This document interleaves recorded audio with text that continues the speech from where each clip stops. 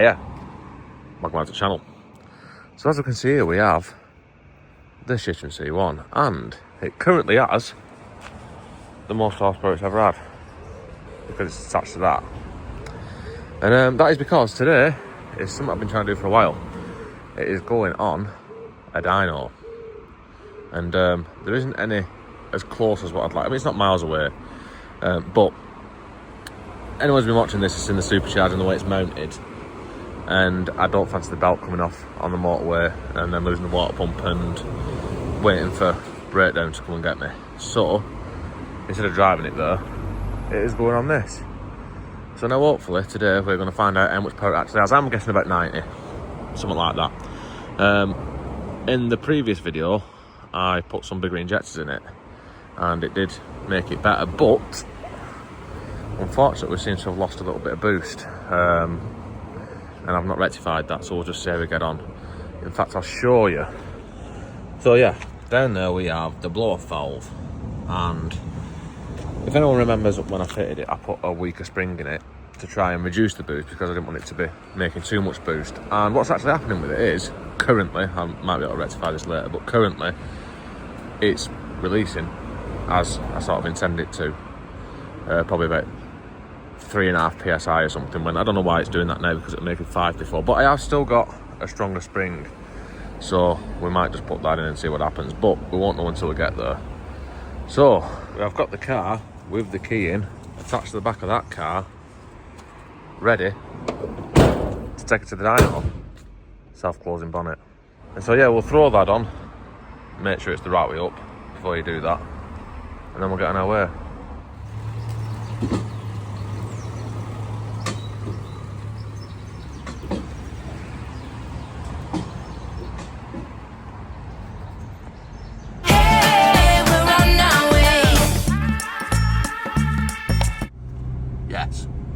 Yes, and we have made it, and as you can see, we fit right in perfectly with all these cars.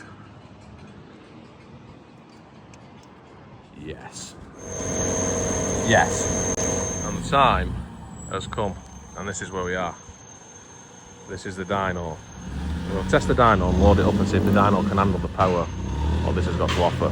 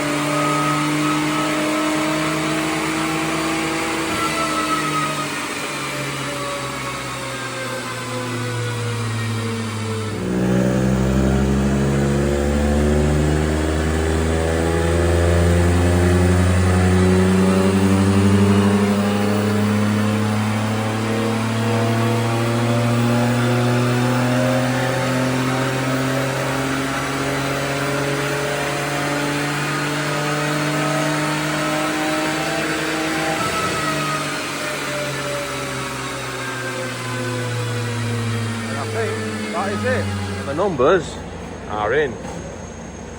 Yes. So my arse dyno was pretty much bang on, and if we look at that graph, we can see, look at that. That is consistent and linear. Brilliant. And so that is us done.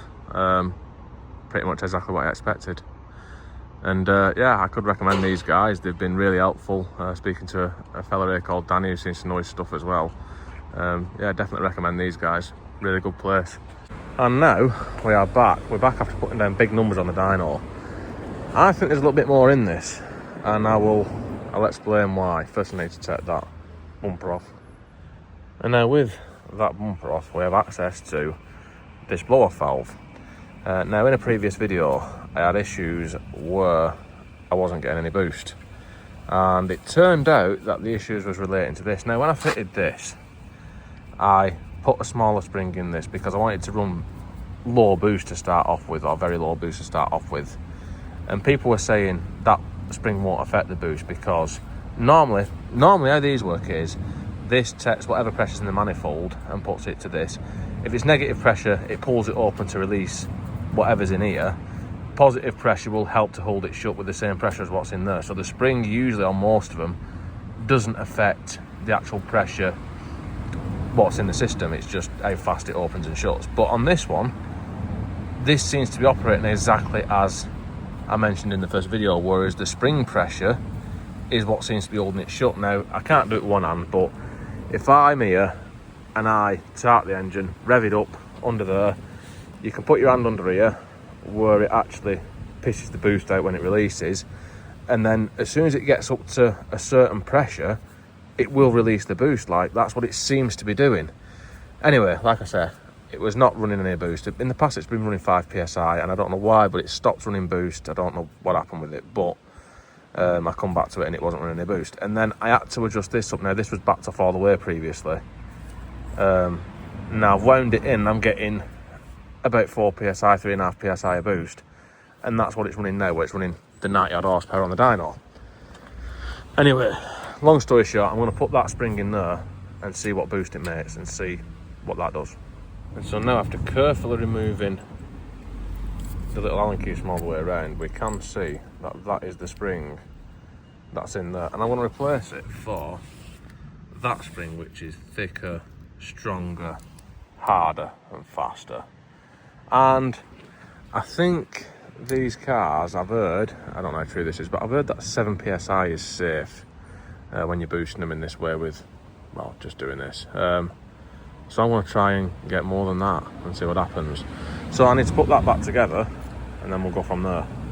And that is, in fact, back together. Now, obviously I can tension it as much as possible with this, and then we'll just max it out and just fuck it. Let's just send it. Yes. And now let's find out if it will in fact make any more boost.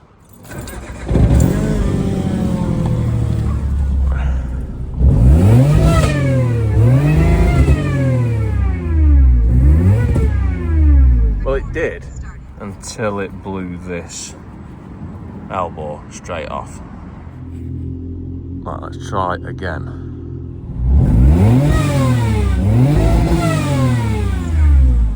Yes.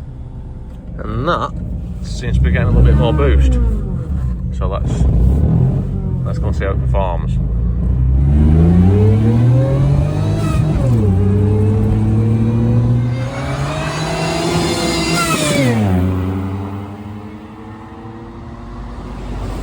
And now that we are getting probably about 6 psi, so the most that we've actually got so far, it is the fastest it's been so far. It definitely feels quicker, noticeably quicker than what I did last time I drove it, when it was making about 3.5, 4 psi.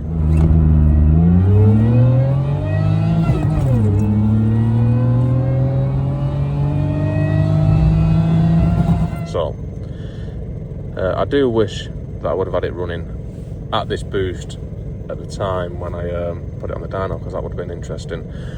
Probably getting up for about 100 horsepower now, I reckon. But that is speculative, because obviously I am not on a dyno, even though my arse dyno is, as I've shown earlier in the video, very, very accurate. Anyway, I think I'm going to leave it there. Don't forget to like, comment, subscribe, all the usual shit, and I will see you next time.